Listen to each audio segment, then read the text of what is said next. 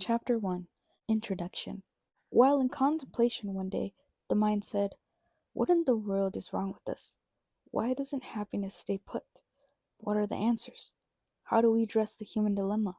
Have I gone nuts or has the world gone crazy?" The solution to any problem seems to bring only brief relief, for it is the very basis of the next problem. Is the human mind a hopeless squirrel cage? Is everybody confused? Does God know what he's doing? Is God dead? The mind just keeps chattering along. Does anybody have the secret? Don't worry, everybody's desperate. Some seem cool about it. "I can't see what all the fuss is about," they say. "Life seems so simple to me." They are so scared they can't even look at it. How about the experts? Their confusion is more sophisticated, wrapped in impressive jargon and elaborate mental construction. They have predetermined belief systems into which they try to squeeze you. They have predetermined belief systems into which they try to squeeze you. Okay, you guys, I have background in sociology. I graduated with a bachelor's of art in sociology, and literally this makes so much sense. Like, we are socialized into becoming who we are based on our surroundings, our education systems, our communities. Everything predetermines who society thinks you should be. So I think it's so interesting. And as an Aquarius, um, or I find it funny that my connections with my sun sign being an Aquarius is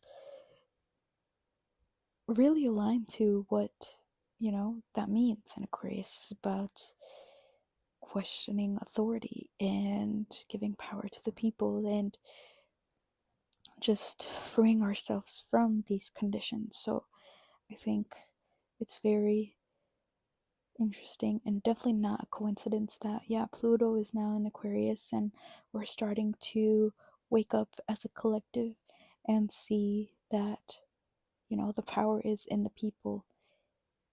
And we just have to remember that greatness lies within us and that we'll continue to heal not only ourselves but the consciousness of the world.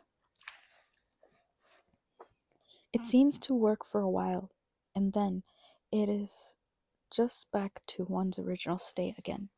It used to be that we could count on social institutions, but they have had their day. Nobody trusts them anymore. We now have more watchdogs than institutions. The hospitals are monitored by multiple agencies. Nobody has time for the patients who get lost in the shuffle. Look down the corridors. There are no doctors or nurses. They are in the offices doing paperwork. The whole scene is dehumanized. Oh my goodness. This is bonkers, you guys. Okay, so clearly this is right now, like, spirits are confirming to me that, like, I'm exactly where I need to be, and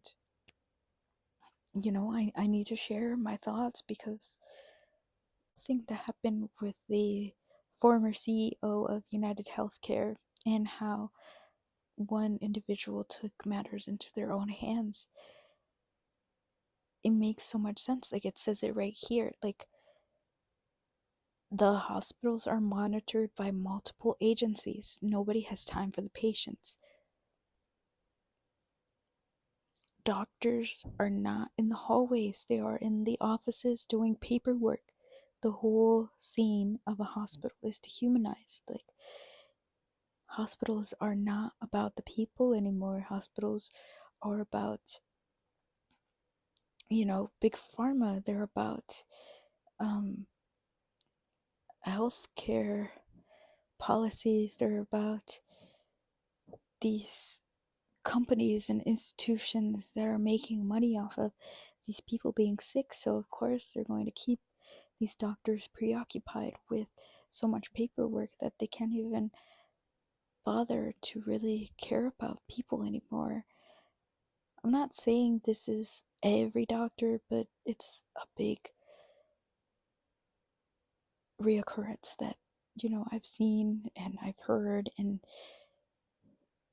I mean, we as a collective have maybe more of a more of an more of a shared experience than we think.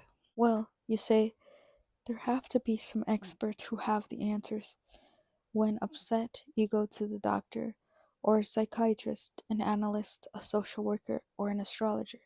You take religion, get philosophy, take the Erhard seminars, training, EST, tap yourself with EFT, you get your chakras balanced, try some reflexology, go for ear acupuncture, do iridology, get healed with lights and crystals. You meditate, chant a mantra, drink green tea, try the Pentecostals, breathe in fire, speak in tongues, you get centered, learn NLP, try actualizations, work on visualizations, study psychology, join a Jungian group, you get rolfed, try psychedelics, get a psychic reading, jog, jazzercise, have colonics, get into nutrition and aerobics, hang upside down, wear psychic jewelry, get more insight, biofeedback, gestalt,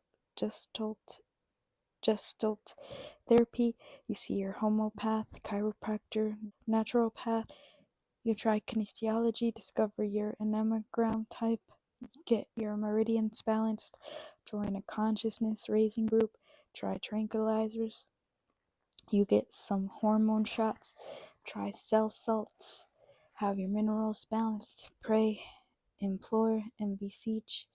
You learn astral projection, become a vegetarian, eat only cabbage, try macrobiotics, go organic, eat no GMO, meet up with Native American medicine men, do a sweat lodge, try Chinese herbs, moxie combustion, shiatsu, acupressure, feng shui.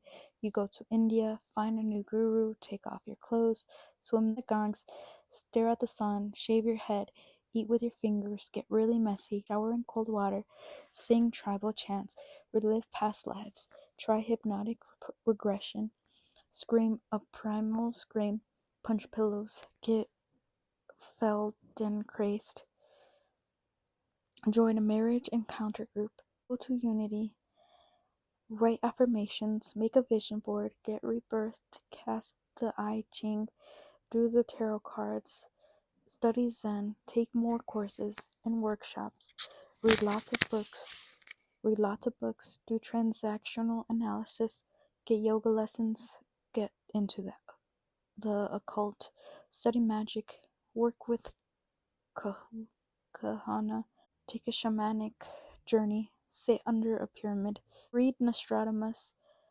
prepare for the worst, go on a retreat, try fasting, take amino acids, get a negative ion generator, try a mystery school, learn a secret handshake, try toning, try color therapy, try subliminal tapes, try brain enzymes, antidepressants, flower remedies, go to health spas, cook with exotic ingredients, look into strange fermented oddities from faraway places, go to Tibet, hunt up holy men, hold hands in a circle and get high, renounce sex and going to the movies, wear some yellow robes, join a cult, try the endless varieties of psychotherapy, take wonder drugs, subscribe to lots of journals, try the Pritikin diet, eat just grapefruit, get your palm read, think new age thought, improve the ecology, save the planet, get an aura reading, carry a crystal, get a Hindu sidereal astrological interpretation, visit a trans medium,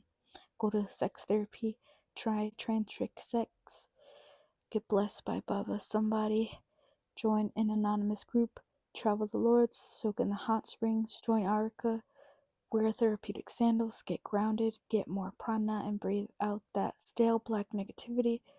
Try golden needle acupuncture, check out snake gallbladders, try chakra breathing, get your aura cleaned, meditate in Chiapas, the Great Pyramid in Egypt. You and your friends have tried all of the above, you say? Oh, the human, you wonderful creature, tragic, comic, and yet so noble. Such courage to keep on searching. What drives us to keep looking for an answer? Suffering? Oh, yes. Hope? Certainly. But there is something more than that. Intuitively, we know that somewhere there is an ultimate answer. We stumble down dark byways into cul-de-sacs and blind alleys. We get exploited and taken, delusioned, fed up, and we keep on trying. Where's our blind spot? Why can't we find the answer? We don't understand the problem. That's why we can't find the answer. Maybe it's ultra simple, and that's why we can't see it. Maybe the solution is not out there, and that's why we can't find it. Maybe we have so many belief systems that we are blinded to the obvious. Throughout history, a few individuals have reached great clarity and have experienced the ultimate solution to our human woes. How did they get there? What was their secret? Why can't we understand what they had to teach?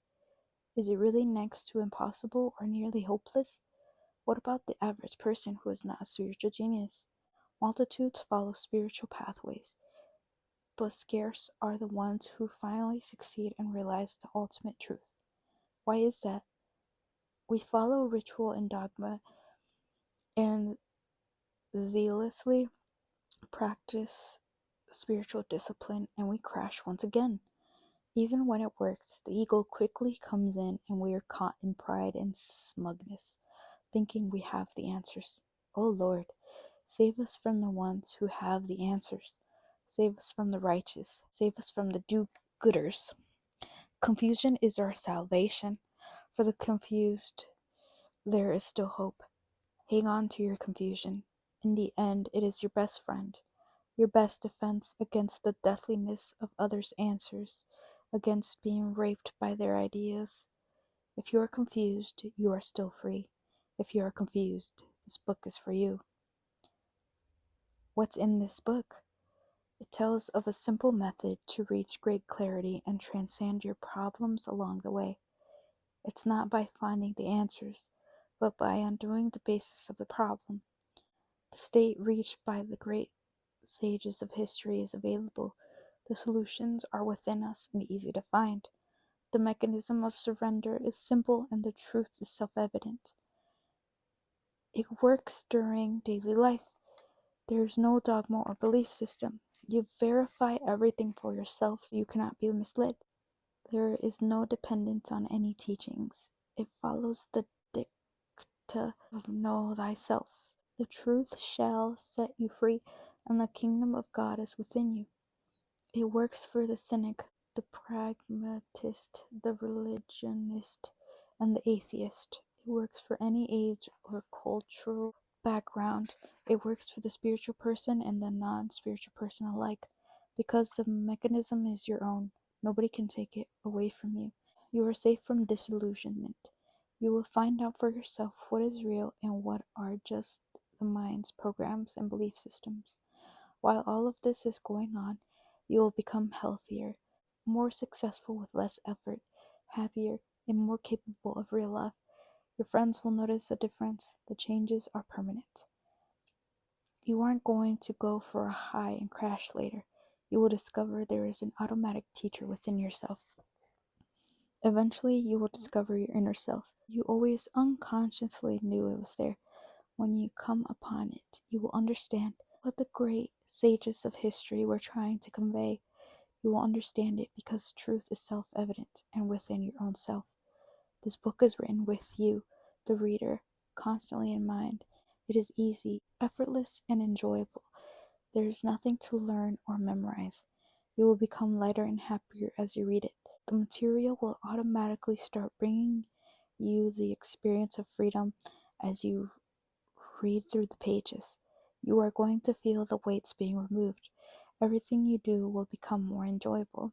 You are in for some happy surprises about your life. Things are going to get better and better. It's okay to be skeptical. We've been taken down the primrose path before, so be as skeptical as you like. Indeed, it's advisable to avoid gushing enthusiasm. It is a setup for a letdown later. Therefore, rather than enthusiasm, quiet observation will serve you better. Is there such a thing as something for nothing in the universe? Oh, yes, most certainly there is. It's your own freedom which you have forgotten and do not know how to experience. What is being offered to you is not something that has to be acquired. It is not something that is new or outside of yourself. It is already yours. It merely has to be reawakened and rediscovered. It will emerge of its own nature. The purpose of sharing this approach is merely to put you in touch with your own inner feelings and experiences. In addition, there is much helpful information that your mind will want to know. The process of surrender will begin automatically, for it is the nature of the mind to seek relief from pain and suffering and to experience greater happiness.